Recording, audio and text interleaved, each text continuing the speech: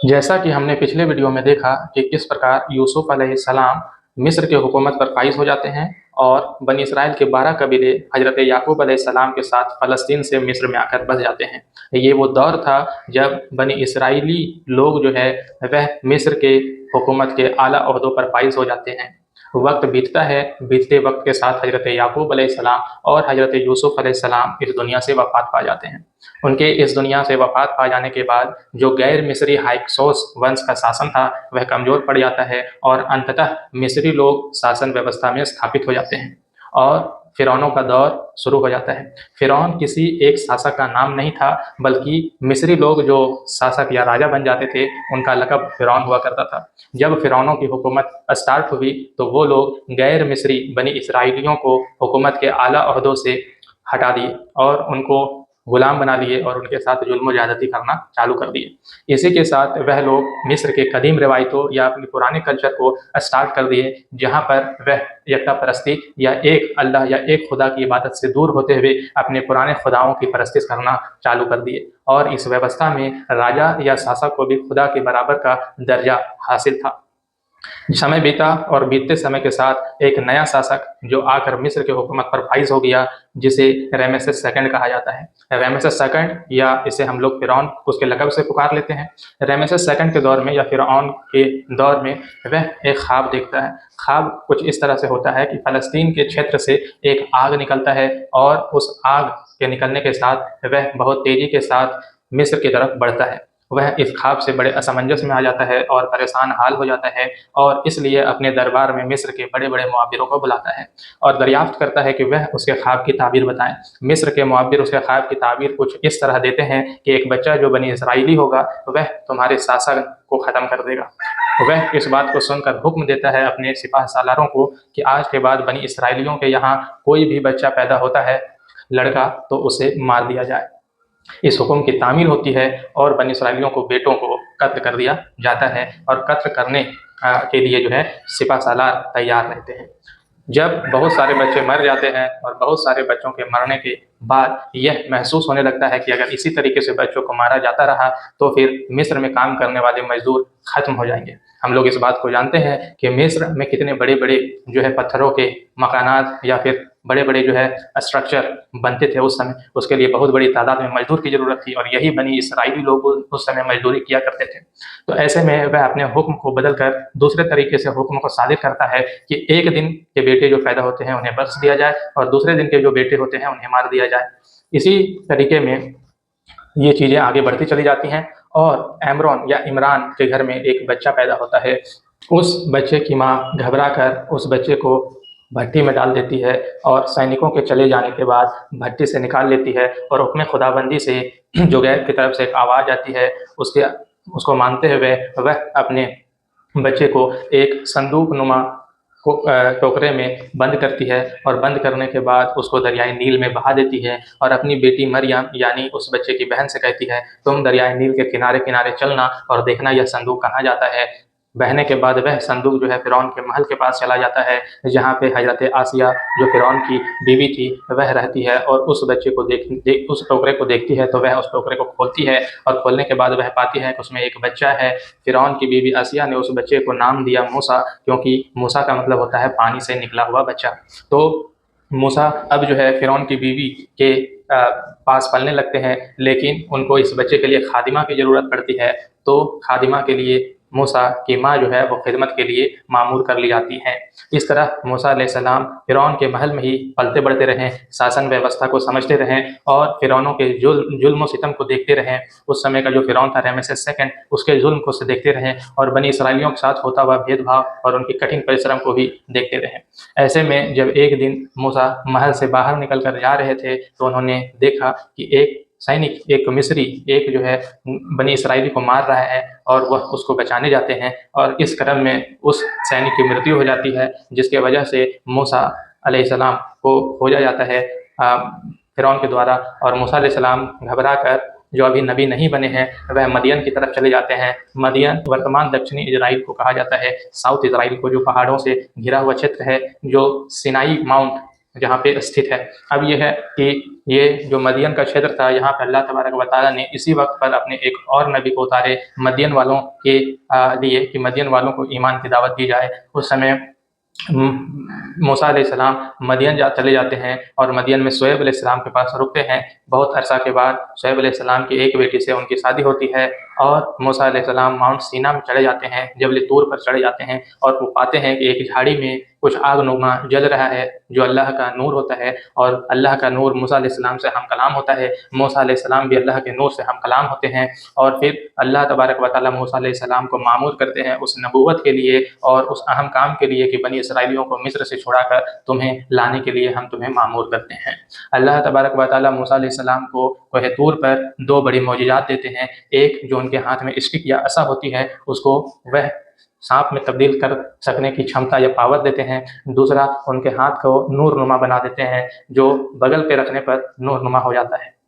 अब मूसा अलैहिस्सलाम जो एक नबी हो चुके हैं ज़ाहिरी तौर पर, वह नीचे उतरते हैं, वह जो है वो चले जाते हैं मिस्र। मिस्र जाने के बाद क्योंकि वो बोलने में थोड़े हिचकिचाते थे या थोड़ा उनको बोलने में समस्या प्रॉब्लम होती थी, तो मूसा अलैहिस्सलाम अल्लाह से दुआ करते हैं कि या अल्लाह मेरे मदद के लिए मेरे भाई हारून को मामूर कर दे। तो अल्लाह तबारक व तआला उनके भाई हारून को नबी बनाते हैं और उनके मदद के लिए मामूर करके उन दोनों को हमराह कर देते हैं। अब मूसा अलैहिस्सलाम हारून अलैहिस्सलाम को लेकर चले जाते हैं मिस्र फ़िरौन के दरबार में, जहाँ फ़िरौन को वो कहते हैं कि मेरे लोगों यानी बनी इसराइलियों को आज़ाद कर दो और मेरे साथ जाने के लिए दो। लेकिन वह इस बात को नहीं मानता है। तो मूसा अलैहिस्सलाम फ़िरौन को इस्लाम की दावत देते हैं, एक खुदा की परस्तिश की तरफ बुलाते हैं, लेकिन वह फ़िरौन जो खुद खुदाई का दावा करता था इस बात को नहीं माना। और जब मूसा अलैहिस्सलाम ने कहा कि मुझे अल्लाह ने अपना नबी मुकर्रर किया है तो तुम मेरे बात को मान लो, तो वह मानने से इनकार करता है कि अगर तुम अल्लाह के नबी हो तो मेरे जादूगरों से मुकाबला करो।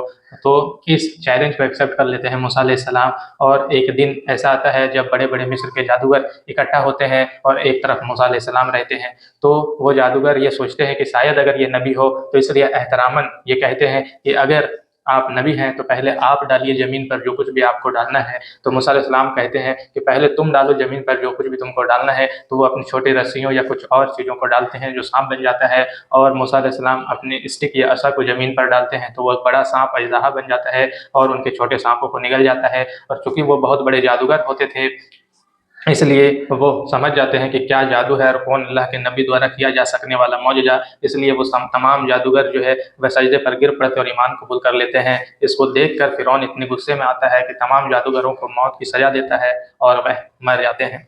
मूसा अलैहिस्सलाम की ये बात चीज़ों को देखकर भी फ़िरौन जो है ईमान नहीं लाता है और ना ही बनी इसराइलियों को आज़ाद करता है। ऐसे में मूसा अलैहिस्सलाम अल्लाह से हम कलाम होते हैं और अपने बहुत सारे मौजूज़ात को दिखाते हैं, जिसमें से नील और पूरे मिस्र का पानी का खून हो जाना 7 दिनों तक, बहुत सारे टिड्डों का निकल जाना जो फसलों को बर्बाद कर देता है, मिस्र की सरजमीन मेंढकों से भर जाना, और भी कई तरह के मौजूज़ात दिखाते हैं मूसा अलैहिस्सलाम। बावजूद इसके जो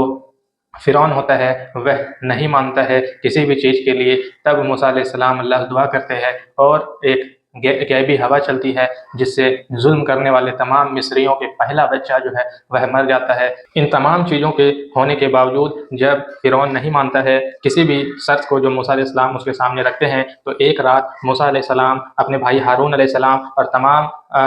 बनी इसराइल वालों को लेकर निकल जाते हैं फ़लस्तीन की जानिब। सुबह जैसे ही पता चलता है इसके बारे में फ़िरौन को, तो वो अपने अजीम सेना को लेकर उनके पीछे पीछे निकल पड़ता है। मूसा अलैहिस्सलाम आगे बढ़ते हैं, जब रेड सी या लाल सागर सामने आ जाता है और पीछे जो है वह अजीम फ़ौज नज़र आती है फ़िरौन की, आगे जाने का कोई रास्ता नहीं नज़र आता है। तो ये जो बनी इसराइल के लोग होते हैं वह थोड़े सर्कस मिजाजी होते हैं और इतने दिनों तक गुलामी करने से इनका ज़हन गुलाम जैसा हो जाता है, और मूसा अलैहिस्सलाम के द्वारा की गई इतने मौजज़ात को देखते हैं फिर भी वह सर्कस के सर्कस ही रहते हैं। यानी जब ये सामने दरिया होती है, रेड सी सामने आ जाता है, तो वो लोग घबरा जाते हैं और कहते हैं कि चलो हम लोग फिर से मिस्र लौट जाते हैं, शायद ही हमें फ़िरौन फिर से कबूल कर ले और हम मौत से बच जाएँ। लेकिन मूसा अलैहिस्सलाम अल्लाह से दुआ करते हैं, तो अल्लाह कहते हैं, ए मूसा अपना असा यानी स्टिक दरिया में मार। तो रेड सी में वो अपना जो है स्टिक को मारते हैं, इससे रेड सी जो है 2 हिस्सों में बँट जाती है और बीच में एक रास्ता निकल आता है जिससे बनी इसराइल वाले गुजर जाते हैं। और इस रास्ते से फ़िरौन भी अपनी सेना को लेकर जो है दाखिल हो जाता है। जिधर एक तरफ जो है बनी इसराइल का आखिरी इंसान निकल रहा होता है उस रेड सी से, वहीं आखिरी सैनिक होता है फ़िरौन का, वह दाखिल हो रहा होता है इस रेड सी के अंदर में, और फिर अल्लाह तबारक व तआला इस दरिया को मिला देते हैं, जिससे फ़िरौन जो है वह गर्क होके मर जाता है और तमाम उसके सैनिक लोग भी मर जाते हैं। फ़िरौन का जो जिस्म है उसको अल्लाह तबारक व तआला इबरत के लिए क़यामत तक की निशानी बना देते हैं, और जो रेड सी है उसके जिस्म को बाहर फेंक देता है, और आज भी मिस्र के म्यूज़ियम में उसका जो जिस्म है वह पड़ा हुआ है। यह खोज जो है वह लगभग 19वीं सदी के आखिर में जो है गालिबन हुआ था। अब ये मूसा अलैहिस्सलाम का जो दौर है वह 1400 से 1300 बीसी का माना जाता है, जो लगभग यूसुफ अलैहिस्सलाम के दौर से 400 साल या 450 साल के बाद का दौर है। मूसा अलैहिस्सलाम जब रेड सी क्रॉस करके माउंट सिनाई वाले क्षेत्र में आ जाते हैं, यानी कि जबल तूर वाले क्षेत्र में आ जाते हैं, तो अल्लाह तबारक व तआला से दुआ करते हैं कि बनी इसराइलियों को पानी के लिए जो है कुछ इंतज़ाम कर दिया जाए। तो अल्लाह ताला हुक्म देते हैं कि एक पत्थर में, ए मूसा तुम अपने स्टिक को मारो, तो वो असा को एक पत्थर पर मारते हैं तो 12 चश्मे फूट निकलते हैं, जिसमें से जो बनी इसराइल के 12 कबीले होते हैं वह तय कर लेते हैं हम किस चश्मे से पानी पिएंगे। उनके पास खाने पीने को कुछ नहीं होता है, तो वो अल्लाह से दुआ करते हैं कि इनके लिए कुछ खाने का व्यवस्था कर दीजिए। तो अल्लाह तबारक व तआला आसमान से मन व सलवा नाजिल करते हैं, जो खाने की उम्दा चीज़ होती है। लेकिन ये सर्कस कौम जो होती है बनी इसराइल की, वो रोज़ रोज़ एक ही खाना को खाकर तंग आते हैं और कहते हैं कि हमें जो है वह अल्लाह से कहिए कि ज़मीन पर हमें कुछ दूसरी चीज़ें उगा कर दे। तो अल्लाह तबारक व तआला कहते हैं, क्या तुम इन नफीस और पाक साफ चीज़ों के अलावा कुछ और भी मांगते हो खाने के लिए? तो वो कहते हैं कि हाँ, अल्लाह से दुआ कीजिए कि ज़मीन हमारे लिए उगा दे प्याज और कुछ कुछ चीज़ें। तो फिर जो है अल्लाह तबारक व तआला मन्नो सलवा जो है नाजिल करना बंद कर देते हैं, और वो लोग वहाँ पर उगा करके खाता है। अल्लाह तबारक व तआला मूसा को कोह तूर पर या माउंट सीना पर बुलाते हैं, और जब माउंट सिनाई पर जो है मूसा अलैहिस्सलाम 30 दिनों के लिए अपने उम्मत को यानी बनी इसराइल वालों को छोड़कर चले जाते हैं बिना खाना और पानी के, तो बनी इसराइल वाले जो है वो घबरा जाते हैं कि 30 दिन वो बिना खाना पीना के कैसे रहेंगे। और अल्लाह तबारक व तआला इस चीज़ के जाँच के लिए कि बनी इसराइल वाले हमको दिल से मानते हैं कि नहीं, अल्लाह तबारक व तआला मूसा अलैहिस्सलाम को कोह तूर पर 10 और ज़्यादा दिन रखते हैं, यानी टोटल 40 दिन। तो मूसा ने 30 दिन का वादा करके चूँकि गए थे, इसलिए बनी इसराइल वाले सोचे कि इतने दिन बिना खाने और पीने के मूसा अलैहिस्सलाम जो है वो वफ़ात पा चुके होंगे, ख़त्म हो चुके होंगे, और इधर उनके दरमियान एक और व्यक्ति रहता है जिसका नाम गालिबन सामूरा रहता है। वह सोने का एक बछड़ा बना देता है और कहता है इसकी इबादत करो, ये तुमको छुड़ा के और बचा के लाया है जो है मिस्र से, मूसा का खुदा नहीं। मूसा तो खुद जो है वो गायब हो गए, मूसा तो खुद जो है मर गए माज़अल्लाह, या कुछ भी, है ना। तो बनी इसराइल वाले जो है वो पूरी तरह से सर्कस हो जाते हैं और अल्लाह की परस्तिश को छोड़ जाते हैं, और सामूरा के बनाए हुए उस जो है बछड़े को, सोने के बछड़े को पूजा करने लगते हैं, जो सोने के बछड़ा को उस समय का एक सिंबल था, जो आज कुछ लोग बाल कहते हैं जिसको, और उसकी इबादत या पूजा करते हैं। और अभी हाल में ईरान में इस बाल या बछड़े को जलाया गया है। अल्लाह तबारक व तआला मूसा को जबल तूर पर 10 आज्ञाएं या 10 कमांडमेंट्स देते हैं और किताब तौरात देते हैं। और जब मूसा अलैहिस्सलाम लौटते हैं तो देखते हैं कि हारून अलैहिस्सलाम, जिनको हम सरपरस्त करके गए थे अपनी इस कौम के ऊपर, तो वो हारून अलैहिस्सलाम का बात नहीं सुना। हारून यानी एरोन, हारून अलैहिस्सलाम की बात नहीं सुना, और सामूरा के कहने पर उस सोने के बछड़े की पूजा करने लगा और हर तरह की बुराई में मुलविस हो गया। तो मूसा अलैहिस्सलाम आकर के बहुत जो है वो गमज़दा होते हैं, बहुत रंजीदा होते हैं, और फिर उन्हें कहते हैं कि ये 10 आज्ञाएं तुम्हें खुदा ने दी है, इसको तुम्हें मानना है, और इसकी यानी कि बाल या ये जो बछड़ा है सोने का, इसकी इबादत करना छोड़ जाओ। तो वो कहते हैं कि हम आपके खुदा को जो है नहीं देखते हैं, उन्हें वो नज़र नहीं आता है। तो ऐसे में अल्लाह तबारक व तआला माउंट सिनाई को या जबल तूर को बनी इसराइल वालों के सर के ऊपर लटका देता है और कहता है तुम्हें इन शर्तों को या इन आज्ञाओं को मानना ही होगा। फिर वो लोग इस बात को मानने के लिए आमादा हो जाते हैं। अल्लाह तबारक व तआला की आज्ञाओं को जब वो मानने के लिए आमादा होते हैं, तो उसके बाद जो है मूसा अलैहिस्सलाम अपने कौम वालों से कहते हैं कि उस और हमें चलना है जहाँ हमें बसना है, यानी फ़लस्तीन की तरफ। तो उनमें से कुछ लोग फ़लस्तीन में जाकर देखते हैं कि वहाँ पहले से एक ऐसी कौम बसी हुई है जो बहुत ही खौफनाक कौम है, और जो बहुत ही ज़्यादा सर्कस कौम है, और जो बहुत ही ज़्यादा ताकतवर कौम है। तो मूसा अलैहिस्सलाम से वो कहते हैं कि वह खुद से तो इस जगह को छोड़ के जाने से रहे। तो मूसा अलैहिस्सलाम जो है लोगों से कहते हैं तुम्हें उनके साथ जिहाद करना होगा। तो मूसा अलैहिस्सलाम को उनके कौम वाले जवाब देते हैं कि हम क्यों जिहाद करने जाए और उनसे लड़कर मरने जाए, तो फिर आप और आपका अल्लाह ही लड़े उनसे। और वो इतने ज़्यादा सर्कस थे कि हर बारी अल्लाह का जो है निशानी देखते थे और मूसा अलैहिस्सलाम का मौजज़ा देखते थे, बावजूद इसके वो हर समय जो है वह उनकी ईमान जो है स्थिर नहीं रहती थी, यानी उनकी ईमान में अस्थिरता थी। और इसके वजह से जो है उन्हें अल्लाह तबारक व तआला जब वो मूसा के बात को मानने से इनकार कर देते हैं, तो अल्लाह तबारक व तआला बनी इसराइलियों को 40 साल जो है वो सहराए सीना में, यानी सीना क्षेत्र के जो रेगिस्तान वाला इलाका है उसमें जो है वो भटकने के लिए छोड़ देते हैं। वो लोग सुबह जहाँ से चलता था फ़लस्तीन की तरफ जाने के लिए, तो शाम में जो है वही अपने आप को पाता था। और 40 साल के इस दौर में मूसा अलैहिस्सलाम और उनके भाई हारून अलैहिस्सलाम इस दुनिया से पर्दा फरमा जाते हैं। जब मूसा अलैहिस्सलाम इस दुनिया से पर्दा फरमाने वाले होते हैं, तो उन्हें जबल तूर पर अल्लाह तबारक व तआला बुलाता है और उस क्षेत्र को दिखाता है, जिस क्षेत्र में बनी इस्राइल वाले आगे चलकर बसेंगे। जब ये 40 साल का सज़ा उनसे हट जाएगा और वो प्रॉमिस्ड लैंड यानी कि वादे की भूमि, यानी कि जो ज़मीन के बारे में इब्राहिम अलैहिस्सलाम से वादा किया गया था कि आपकी कौम इस या आपके जो आल औलाद जो इस क्षेत्र में रहेंगे, वो उनको लौटा दी जाएगी और वो वहाँ पर रहेंगे। और दूसरी बात है, ये जो चोज़न पीपल का कॉन्सेप्ट है, जो आज के ज्यूज़ लोग खुद को कहते हैं कि हम लोग गॉड के चोज़न पीपल हैं, तो इसका मतलब ये है कि असल में